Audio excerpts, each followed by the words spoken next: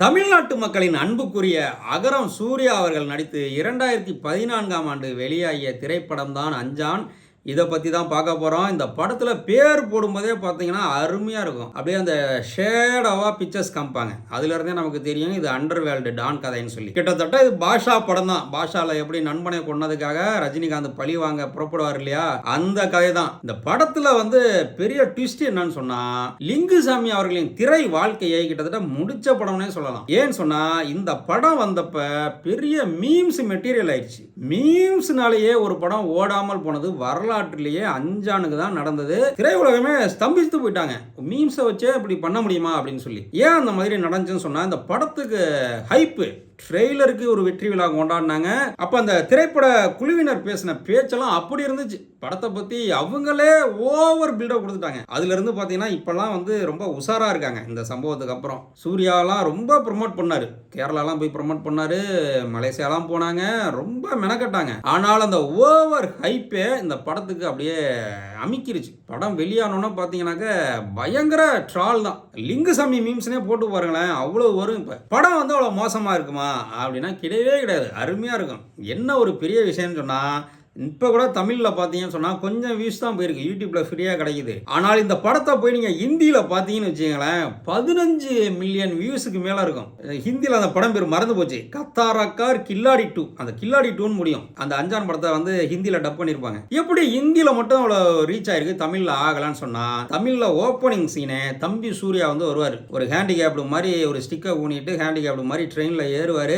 அவர் போய் அண்ணனை கொலை பண்ணது யாருன்னு அப்படியே ஒன்றுமே தெரியாத புள்ள மாதிரி விசாரிப்பார். அண்ணனே இவர் தான். இந்த மாதிரி தமிழில் வந்து இதுதான் பெரிய டிராபேக்காகவே ஆயிடுச்சு. தமிழ் ரசிகர்கள் வந்து கொஞ்சம் அட்வான்ஸ், மற்ற சினிமா உலகத்தை விட அட்வான்ஸ். நமக்கே தெரியும், இன்னைக்கு கூட இந்த அம்புலி மாமா கதையெல்லாம் எடுத்து பேன் இந்தியா படம்னு ஓட்டிட்டு இருக்காங்க ஹிந்தியில் தெலுங்குலலாம். ஆனால் தமிழ் ரசிகர்கள் அந்த மாதிரி படத்தெல்லாம் விரும்புறது இல்லை. நல்ல ஒரு இன்டலெக்சுவலா, நாகரிகமா, அறிவுக்கு விருந்தளிக்கும் படங்களை வந்து ஆரவாரமாக வரவேற்கிறதுல தமிழ் ரசிகர்கள் அடிச்சிக்கவே முடியாது. அது நமக்கே தெரியும். இவங்க என்ன பண்ணிட்டாங்க, பாஷா படம் மாதிரி தான் எடுத்திருக்காங்க. அது அப்படியே எடுத்திருக்கலாம். ஃப்ரெண்டை கொண்டுட்டாங்க, இவர் வந்து பழி வாங்க போறாரு, அப்படியே டைரக்டா எடுத்துக்கலாம். அதற்கு ஒரு தம்பி வேஷம் போட்டு, அந்த காலத்தில் எம்ஜிஆர் வந்து ஒரு மறு வச்சுட்டு வருவார் இல்ல, ஒரு வச்சுட்டு வந்தாக்க அடையாளம் தெரியாது அப்படின்னு சொல்லுவாங்கல்ல, கண்டுபிடிக்க முடியாது, அவரான்னு வித்தியாசம் தெரியாது, கிண்டல் பண்ணுவோம் இல்லையா. மறு வச்ச எம்ஜிஆர், மறு வைக்காத எம்ஜிஆருக்கு வித்தியாசமே தெரியாத மாதிரி படம் எடுப்பாங்க.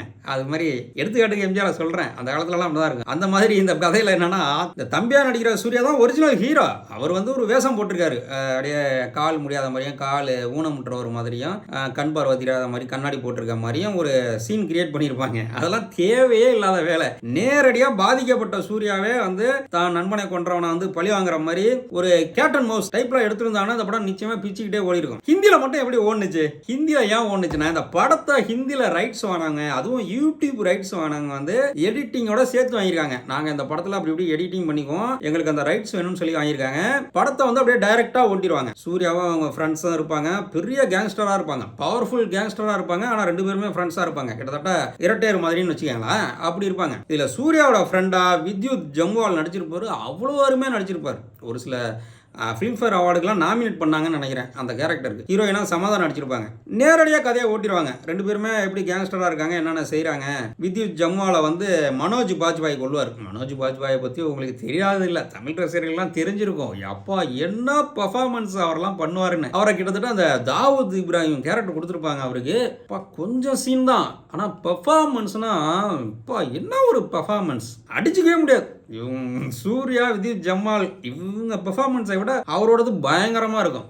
ஒரு வில்லன்னா அப்படி அமைதியாக இருக்கிற வில்லன், ஆனால் டயலாக் டெலிவரி, அந்த கெத்து இருக்கு இல்லையா, அவ்வளோ பெரிய டான் அப்படின்னு, அதெல்லாம் வந்து அந்த பாடி லாங்குவேஜ்லேயே காமிச்சிருப்பார். அதற்கு ஏற்ற மாதிரி காஸ்டியூம்லாம் கொடுத்துருப்பாங்க. அவர் வந்து சூர்யாவோட ஃப்ரெண்டாக நடிச்சா வித்யுத் ஜம்வாலை கொன்றுவார். இப்போ சூர்யா மனோஜ் பாஜ்பாயை பழி வாங்கணும். படம் பார்க்குற எல்லோருக்குமே தெரியும் இல்லையா, அதாவது வித்யுத் ஜம்வால் கூட இருந்தவங்களே தான் துரோகம் பண்ணி அந்த கொலைக்கு காரணமாக இருப்பாங்க. இது படம் பார்க்குற எல்லோருக்குமே தெரியும். ஆனால் அந்த இவங்க கூட இருந்த கேங்லேயே ஒருத்தன் தான் சூர்யாவையும் சுட்டிருப்பான். சூர்யா வந்து ஆத்துக்குள்ளே விழுந்துருவாரு, 2 குண்டை நெஞ்சில் வாங்கிட்டு எப்படியோ தப்பிச்சு பிழைச்சிருவாரு. இப்போ அந்த சூர்யா என்ன பண்ணுவாருன்னா தம்பி வேஷம் போட்டுக்கிட்டு என்கொயரி பண்ண போவார். இதைத்தான் தமிழில் ஓப்பனிங் சீனாக வச்சிருப்பாங்க. சூர்யா வந்து இங்கே ட்ரெயின் ஏறுவார், சென்னையில் ஏறுவார், மும்பையில் போய் இறங்குவார். எங்கள் அண்ணன் தான் ராஜு பாய், நான் அவரை தேடி வந்திருக்கேன்னு சொல்லுவார். சூரி டாக்ஸி ஓட்டுவார். சூர்யாவும் பண்ணுற அந்த காமெடியெல்லாம் நல்லா இருக்கும், சூப்பராக இருக்கும். சூரிக்கெல்லாம் அந்த படம் டேர்னிங் பாயிண்ட்னு நினைக்கிறேன் அவரோட கேரியரில், நல்லா இருக்கும். ஆனால் ஹிந்தியில் வந்து நேரடியாகவே கதையை வந்து மும்பை கேங்ஸ்டர்கிட்ட கொண்டு போயிடுவாங்க. மும்பை கேங்ஸ்டரில் தான் 2 பேரும் ஃப்ரெண்ட்ஸாக இருப்பாங்க, நல்லா போயிட்டு இருக்கும். மனோஜ் பாஜ்பாய் வந்து கூப்பிட்டு மிரட்டுவார், அதனால இவர் கடுப்பாயிருவார். ஒரு கட்டத்தில் சூர்யா வந்து மனோஜ் பாஜ்பாயை தூக்கிடுவார். கிட்டத்தட்ட ஒரு சாதாரண மும்பையில் இருக்க ஒரு சாதாரண கேங்ஸ்டர் வந்து தாவூத் இப்ராஹிமை தூக்கியிருந்தா எப்படி இருக்கும், அந்த மாதிரி ஒரு சீனு, மாஸ் சீன்லாம் உண்டு படத்தில். ஆனால் தமிழில் இவங்க இப்படி உல்டாவா பண்ணதுனால தமிழ் ரசிகர்களுக்கு பிடிக்காம போயிடுச்சு. ஹிந்தியில் அதை புரிஞ்சுக்கிட்டு படத்தை டைரக்டாக விட்டுருப்பாங்க. இந்த அடிப்பட்ட சூர்யா தான் திருப்பி வந்து என்கொயரி பண்ண வர்றாரு, கண்டுபிடிக்கிறாரு அப்படிங்கிற மாதிரி வச்சுருப்பாங்க. இன்னைய வரைக்கும் பார்த்தீங்கன்னா ஹிந்தியில் வந்து அது வியூஸ் அள்ளுது. தமிழில் வந்து இப்படி ரிவர்ஸில் எடுத்து விட்டாங்க. இது வந்து ரசிகர்களுக்கு பிடிக்கவே இல்லை. எல்லாம் பார்த்தீங்கன்னா மீம்ஸ் மெட்டீரியல் ஆயிடுச்சு அந்த சூர்யாலாம். இப்போ 2 குண்டு வாங்கிட்டு சூர்யா வந்து ஆத்துக்குள்ள விழுந்தாரு, அப்படியே தப்பிச்சு வர்றாரு.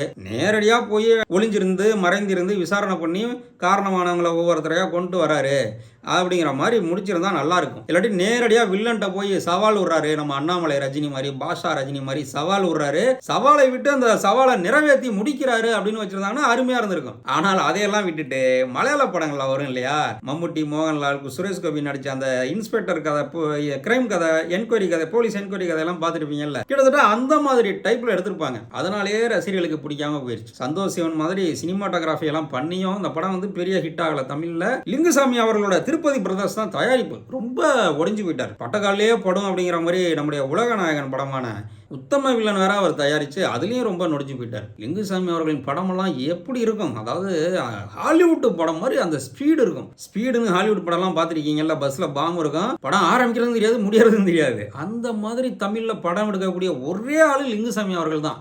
அப்படி ஒரு டைரக்டர், அவர் எடுத்த படம் இந்த மாதிரி ஆகி போச்சேன்னு சொல்லி சினிமா உலகத்தில் பலருக்கும் வருத்தம். நிறைய பேர் தாங்களாகவே முன் வந்து இந்த மாதிரி மீம்ஸ் கிரியேட் பண்ண ரசிகர்கள்லாம் திட்டி தீத்தாங்க. இந்த படத்தில் எல்லாமே அருமையாக இருக்கும், நடிகர்கள் பர்ஃபார்மன்ஸ் அருமையாக இருக்கும், எல்லாமே அருமையாக இருக்கும்.